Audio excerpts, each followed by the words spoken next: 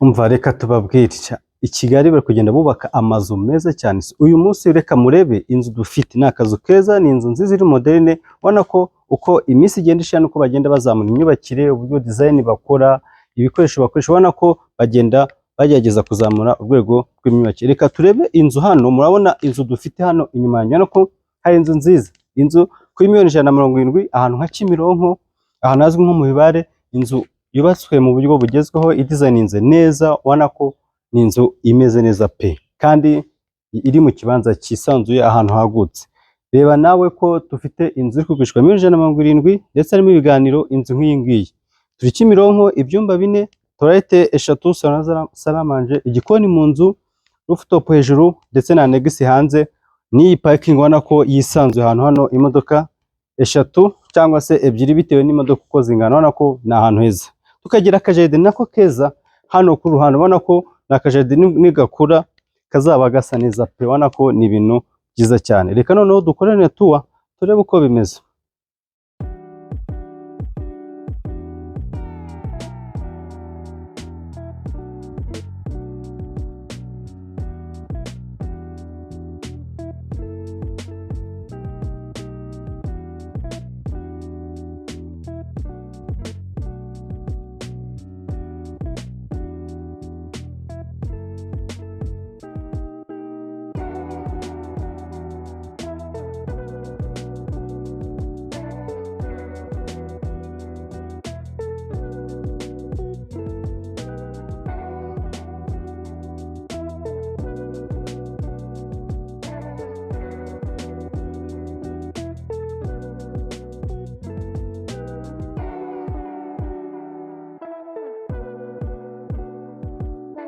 Ubona ko uturutse hano ndi hari haruguru ni kaburimbo. Uyu ni umuhanda bakoze uza hano, ubona ko kaburimbo iri haruguru.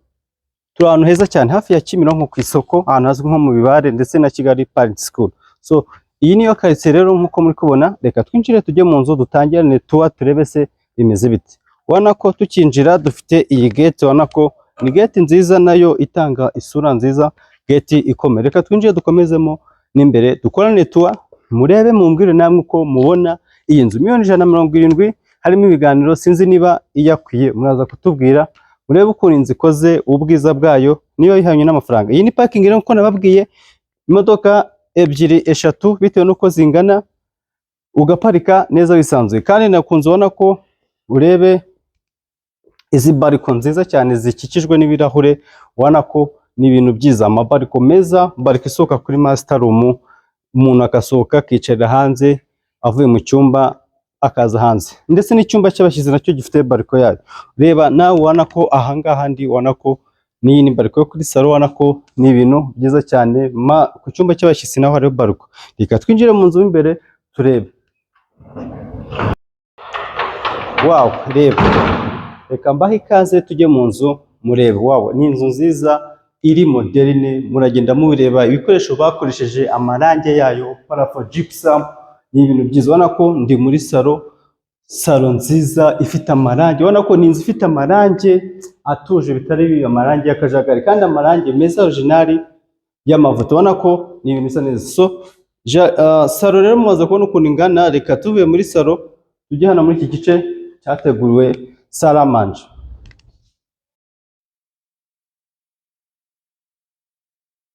Urabona ko ni inzu bagiye baha utu design twiza. Reba tuno dutako bagiye bakora hano, ubona ko ni utuntu twiza cyane dutanga ubwiza bw'inzu. Aha naho tukagira salamanje nkuko mubibona, kandi nayo isohoka hanze.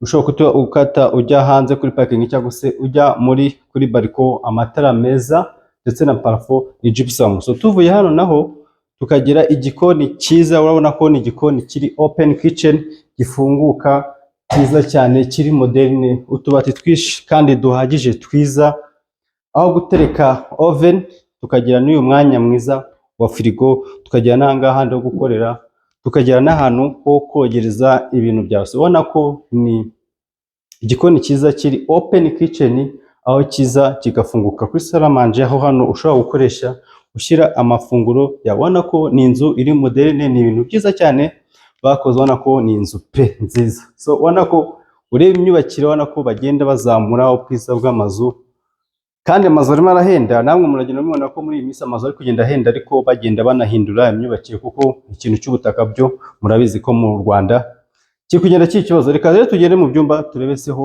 bimeze bite. So tugiye mu byumba rero, uko nabwiye inzu ni inzu ifite ibyumba 4. Ahangaha dufite ibyumba 2 bisangiye dushe na toilette, ariko sibyo duheraho.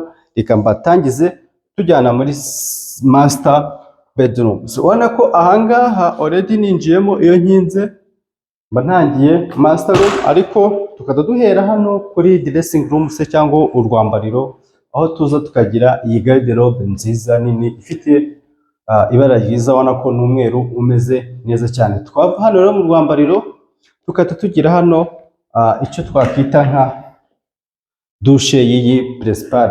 Ubona ko uko nagiye mbabona ko ni douche nziza ya original, ubona ko ifite ibikoresho byiza, ubona iyi sink yaho, ubona ko miruwari, amatara meza. Urabona hano mpagaze, kandi ubona ko ni douche nini ihagije, ifite shower water, amazi meza yo hejuru, ukagira ubona ko amakaro, ubona ko bayihaye amakaro meza ya original. Ubona ko ni ibintu byiza, ubona ko dufite inzu ya original. Murebe hasi ndetse no hejuru, parafo kandi hano hose ni gypsum. Reka tujye mu cyumba naho turebeseho bimeze bite. Wow, ubona ko iki ni icyumba, ubona ko ni icyumba cyiza gihagije, gifite urumuri rwiza, nacyo ubona kikajya n'aya matara atanga urumuri hano ku mutwe w'igitanda. Ubona ko ni ibintu bitanga isura nziza hano muri inzu ifite amarangi meza anoze kandi y'amavuta. So aha rero dufite aho usohoka ujya hanze, uru rugi ubona ko ni icyumba kiri open, uraza ukagera hano muri iyi balcony yo hanze, aho ufata akayaga ka hano hanze. Ubona ko iyi jardin nikura ujye uza wica hano kuri balcony, uzaba ufite akayaga keza. Ubona ko dufite fata view ku kibuga cy'indege cya Kanombe, ubona ko ni ahantu heza. So tuvuye hano rero, reka dukomeze tugende mu bindi byumba turebe. Ubona ko iyi master room yacu ni icyumba cyiza kandi ubona ko gihagije. Reka dukomeze tugende rero. Nakomeje kugenda mbibabwira, aha tugeze handi dufite ibyumba 2 byose bisangiye dushe na toilette, kandi akarusho buri cyumba hano gifite garderobe cyangwa se akabati ko kwikamo imyenda. Reka duhere muri iki cyumba. Urabona ko ni icyumba cyiza, parafinze yose ni gypsum nkuko mukubona. Aka ni akabati nkuko muragenda mubibona. Ubwo tuvuye mu cyumba, reka dukomeze tujye mu cyumba cya kabiri turebe nacyo se kimeze gute. Tubona ko ni ibyumba 2 birateganye. Iki ni icyumba nacyo cya kabiri, kandi urabona ko ni ibyumba binini. Iyo umaze gufata umwanya bashyizemo garderobe cyangwa se akabati, hasigara umwanya w'igitanda. Urabona ko iki nacyo ni icyumba kimeze neza. So reka noneho turebe douche na toilette y'ibi byumba byombi aho bihurira. Ubona ko biraza bigahurira cyangwa se bigasharinga iyi douche. Yes, murabibona ni douche nziza ifite ibikoresho bya karite. Ubona ko ino nzu n'igiciro cyayo $170,000 harimo ibiganiro. Ubona ko ni amafaranga meza, ni inzu ifite ibikoresho bya karite. Reka rero tujye mu cyumba cya nyuma, twakwita nk'icyumba cy'abashyitsi, turebeseho bimeze bite. Ubona ko ni inzu nziza ahantu hose. Naho tuje tubona icyumba cy'abashyitsi, nacyo ni icyumba cyiza. Ubona ko gifite muri douche na toilette. Ubona ko toilette nziza imeze neza, ubona ko ni toilette nini kandi ubona ko yisanzwe. Ubona ko ifite ibikoresho byiza, urebe sink zayo, miruwari. Ubona ko ni ibintu byiza. Ukava muri toilette rero ugahita tuza hano mu cyumba. Nkuko nababwiye, buri cyumba gifite douche na toilette. Ubona ko ni icyumba nacyo cyiza gifite akabati, ndetse nacyo akarusho hano dufite nacyo ni icyumba gisohoka nacyo hanze kikagira balcony nziza. Ubona ko balcony ifite ibikikijwe n'ibirahure cyangwa se bakojeje ibirahure, amagadefo y'ibirahure.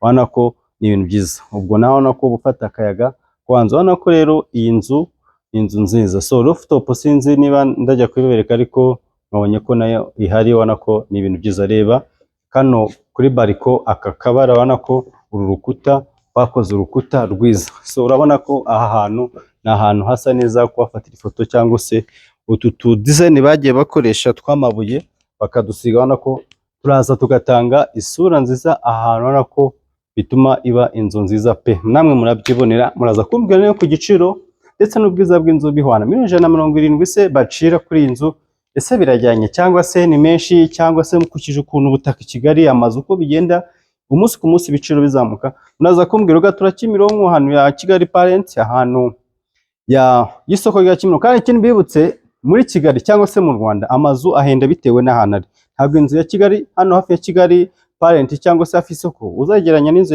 y'i Kanombe.